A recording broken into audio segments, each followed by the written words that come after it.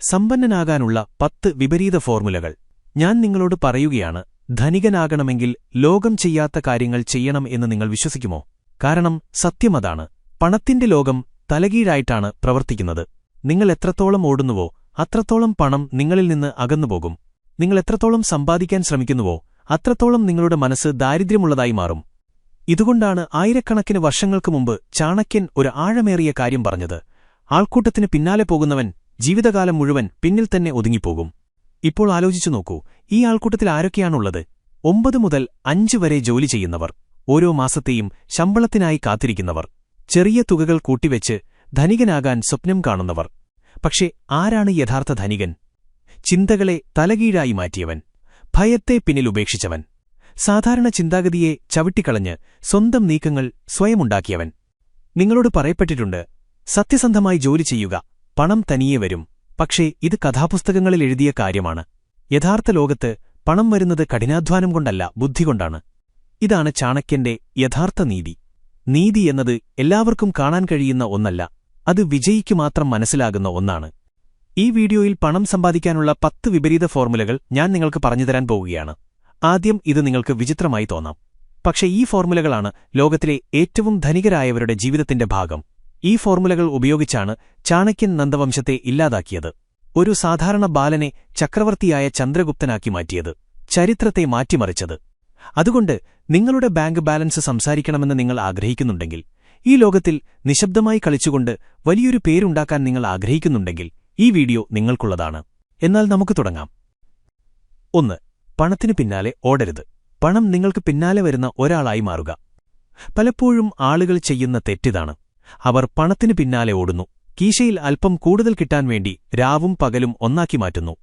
പക്ഷേ ചാണക്യൻ പറയുന്നു, അർഹമായ ബുദ്ധിയും ക്ഷമയുമുള്ളിടത്ത് ധനം നിലനിൽക്കും. അതായത് പണം അതിന്റെ അടുത്തേക്ക് വരാൻ തക്കവണ്ണം സ്വയം യോഗ്യനാക്കുന്നവരുടെ അടുത്തേക്കാണ് ആകർഷിക്കപ്പെടുന്നത്, അല്ലാതെ അതിനു പിന്നാലെ ഓടുന്നവരുടെ അടുത്തേക്കല്ല. ശ്രദ്ധിച്ചു കേൾക്കുക. നിങ്ങൾ പണത്തെ പിന്തുടരുകയാണെങ്കിൽ നിങ്ങൾ എപ്പോഴും അതിന്റെ പിന്നിൽ തന്നെയായിരിക്കും. എന്നാൽ പണം സ്വയം ആകർഷിക്കപ്പെടുന്ന ഗുണങ്ങൾ നിങ്ങൾക്കുള്ളിൽ വളർത്തിയാൽ കളി മാറും. ടാറ്റയോ അംബാനിയോ ഇലോൺ മസ്കോ എല്ലാ ദിവസവും പണത്തിനു പിന്നാലെ ഓടുകയാണോ? അവർ സ്വയം അത്രയും മൂല്യമുള്ളവരായി വാല്യുബിൾ മാറിയിരിക്കുന്നു. ലോകം അവർക്ക് പണം നൽകാൻ തയ്യാറാണ്. ഈ ലോകം മൂല്യത്തിന്റേതാണ്, യാചനയുടേതല്ല.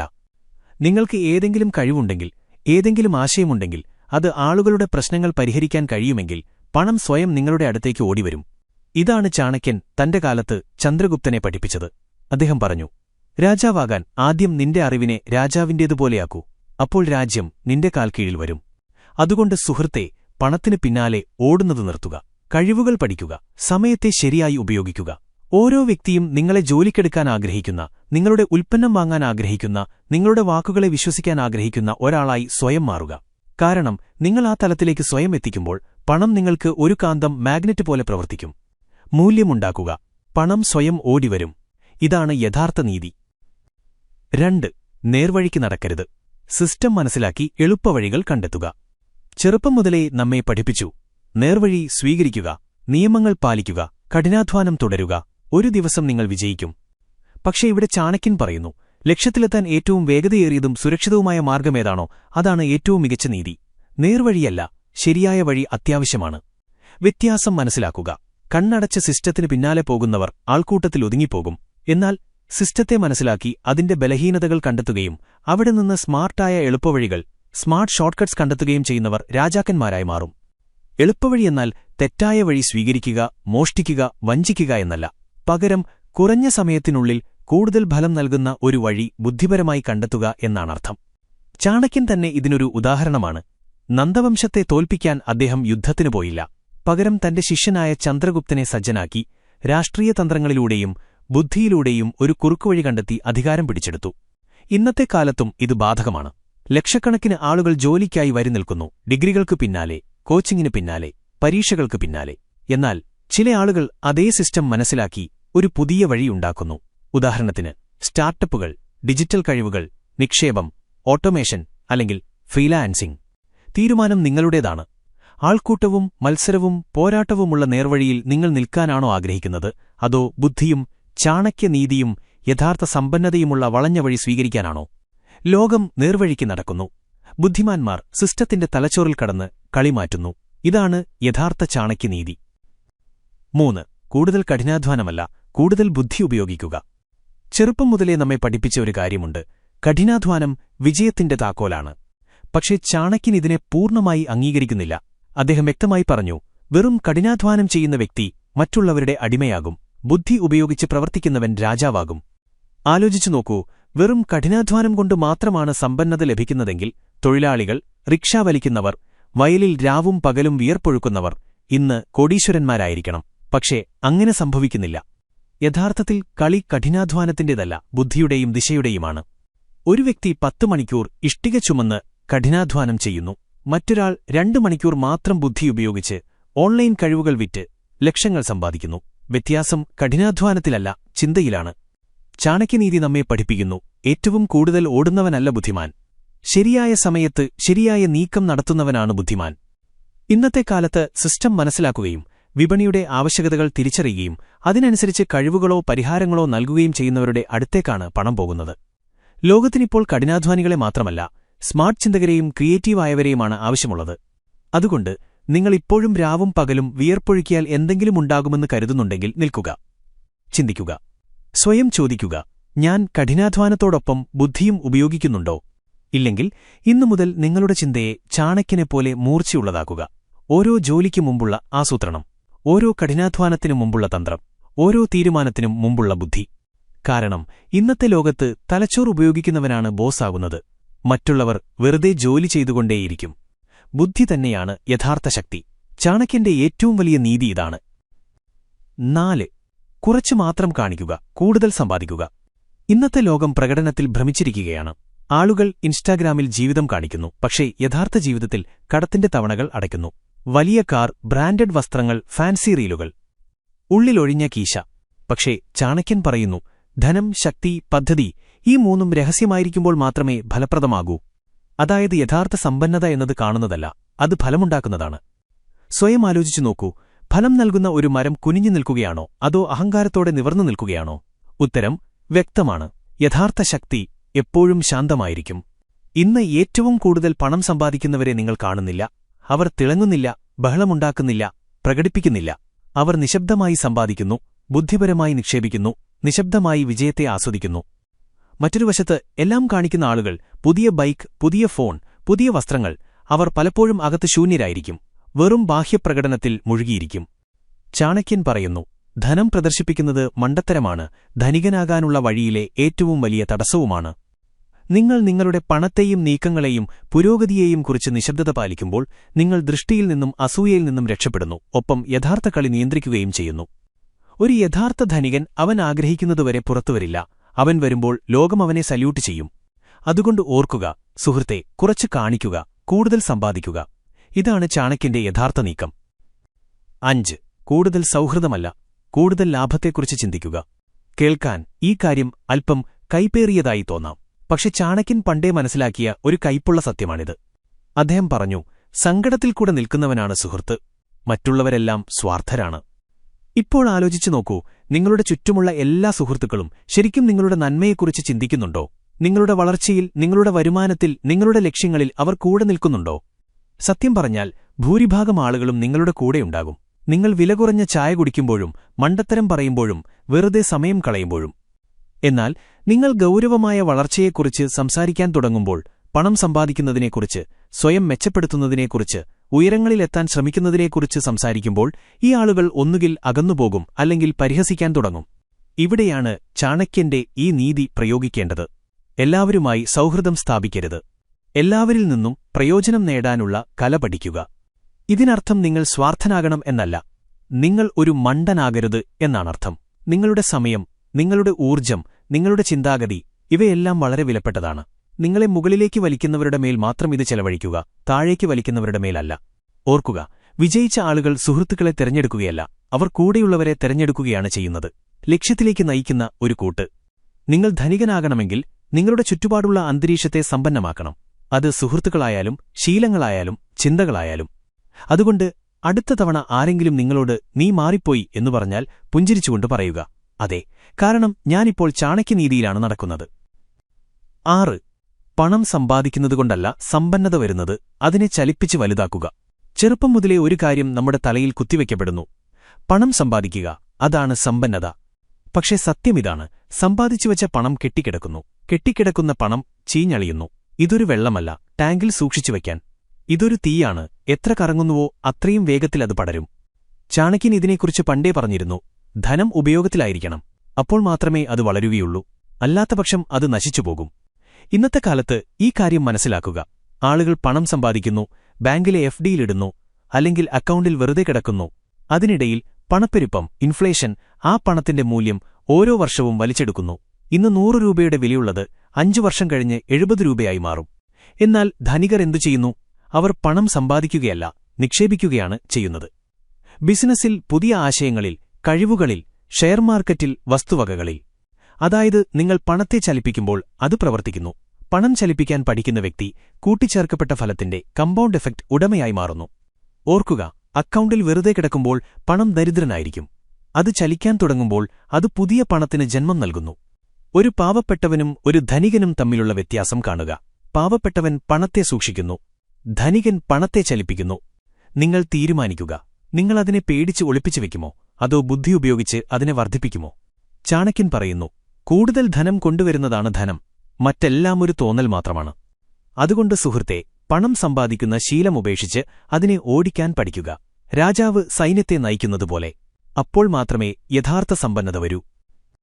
7. എല്ലാവരോടും നിങ്ങളുടെ നീക്കങ്ങൾ വെളിപ്പെടുത്തരുത്. ചാണക്യൻ പറയുന്നു, ആരാണ് തന്റെ തന്ത്രങ്ങൾ എല്ലാവർക്കും മുന്നിൽ തുറന്നുകാട്ടുന്നത്? അവൻ സ്വയം തന്റെ തോൽവിക്കുള്ള ഒരുക്കങ്ങൾ നടത്തുകയാണ്. ലോകത്തിലെ ഏറ്റവും വലിയ അപകടം നിങ്ങളുടെ നീക്കങ്ങൾ വെളിപ്പെടുത്തുന്നതാണ്. നിങ്ങളുടെ പദ്ധതി നിങ്ങൾ എല്ലാവർക്കും മുന്നിൽ വെക്കുമ്പോൾ ഒന്നുകിൽ ആളുകൾ നിങ്ങളെ തടയും, അല്ലെങ്കിൽ നിങ്ങളുടെ നേട്ടം മുതലെടുക്കും. ഒന്നാലോചിച്ചു നോക്കൂ, നിങ്ങളുടെ കാർഡുകൾ എല്ലാവർക്കും മുന്നിൽ തുറന്നിടുന്ന കളിക്കാരനാകാനാണോ നിങ്ങൾ ആഗ്രഹിക്കുന്നത്, അതോ നിശബ്ദമായി നീക്കം നടത്തി എല്ലാവരെയും ഞെട്ടിക്കുന്ന കളിക്കാരനാകാനോ? യഥാർത്ഥ കളിക്കാർ തങ്ങളുടെ നീക്കങ്ങൾ രഹസ്യമായി സൂക്ഷിക്കുന്നു. ശരിയായ സമയത്ത് മാത്രമേ അവർ ആ നീക്കങ്ങൾ പുറത്തെടുക്കുകയുള്ളൂ.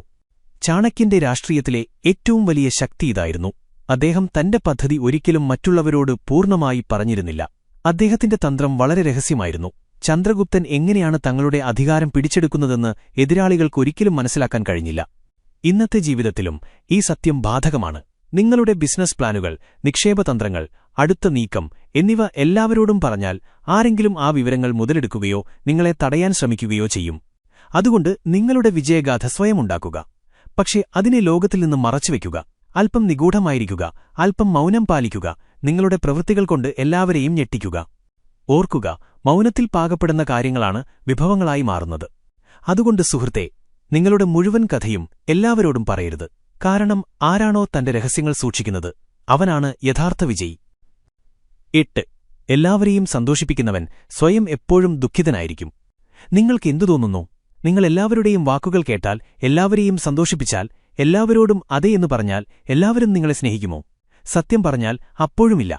പകരം നിങ്ങൾ അവർക്ക് കൂടുതൽ വിലയില്ലാത്തവനായി മാറും. അവർ നിങ്ങളുടെ മൂല്യം മനസ്സിലാക്കില്ല. നിങ്ങൾ ഉള്ളിൽ സ്വയം നഷ്ടപ്പെട്ടുകൊണ്ടിരിക്കും. ചാണക്യൻ പണ്ടേ പറഞ്ഞു, ആരാണോ എല്ലാവരെയും സന്തോഷിപ്പിക്കാൻ ശ്രമിക്കുന്നത് അവന് ഒരിക്കലും സ്വയം സന്തോഷിക്കാൻ കഴിയില്ല.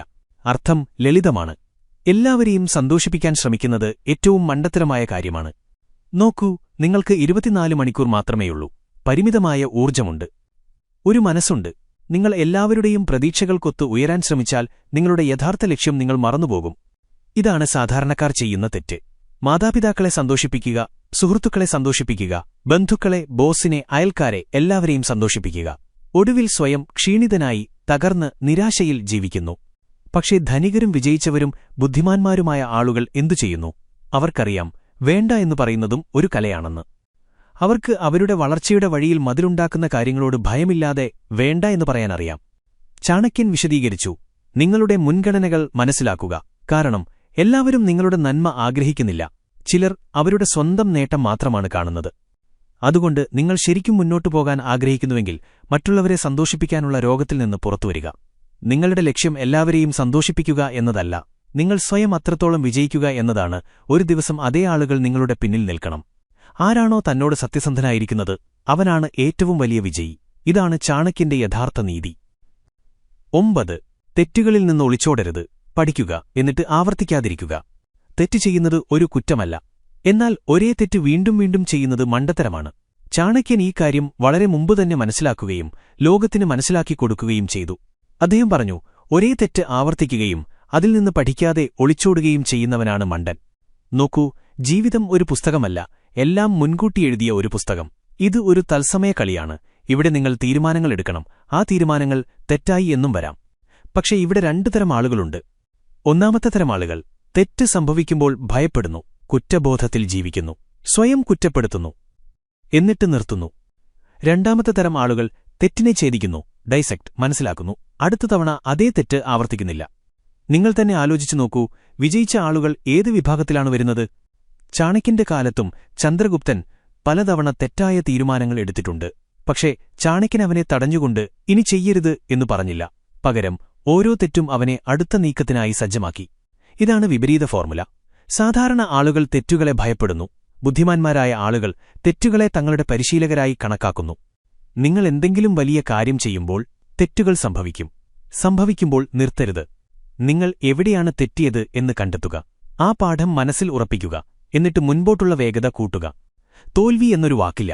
ഒരു പാഠം പഠിക്കുക, അല്ലെങ്കിൽ വിജയിക്കുക. ഇതാണ് ചാണക്യന്റെ മന്ത്രം.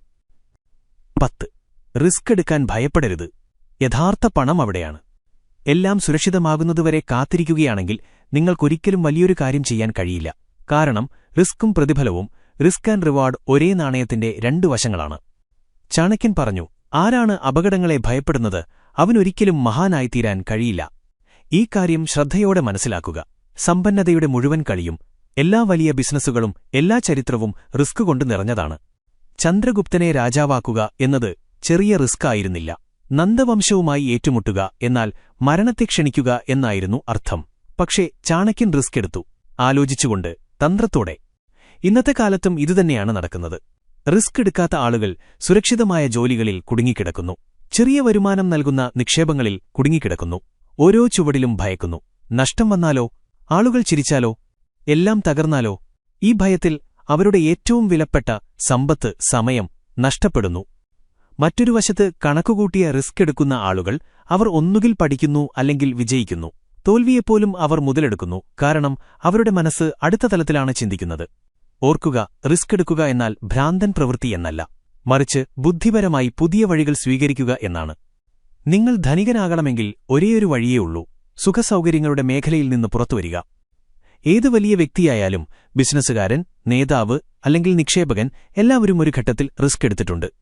അതുകൊണ്ട് അടുത്ത തവണ മനസ്സ് ചെയ്യരുത്, ഭയക്കുന്നു എന്നു പറയുമ്പോൾ നിശബ്ദമായി പുഞ്ചിരിച്ചുകൊണ്ട് പറയുക, ഇവിടെയാണ് യഥാർത്ഥ പണം ഒളിച്ചിരിക്കുന്നത്. എന്നിട്ട് ചാണക്യനെപ്പോലെ കൂർമ്മബുദ്ധിയോടും ദൃഢനിശ്ചയത്തോടും കൂടി മുന്നോട്ടു പോകുക. ഈ വീഡിയോ നിങ്ങൾക്ക് ഇഷ്ടമായി എന്ന് കരുതുന്നു. ഇഷ്ടമായെങ്കിൽ ഈ വീഡിയോ ലൈക്ക് ചെയ്യുക, ചാനൽ സബ്സ്ക്രൈബ് ചെയ്യുക.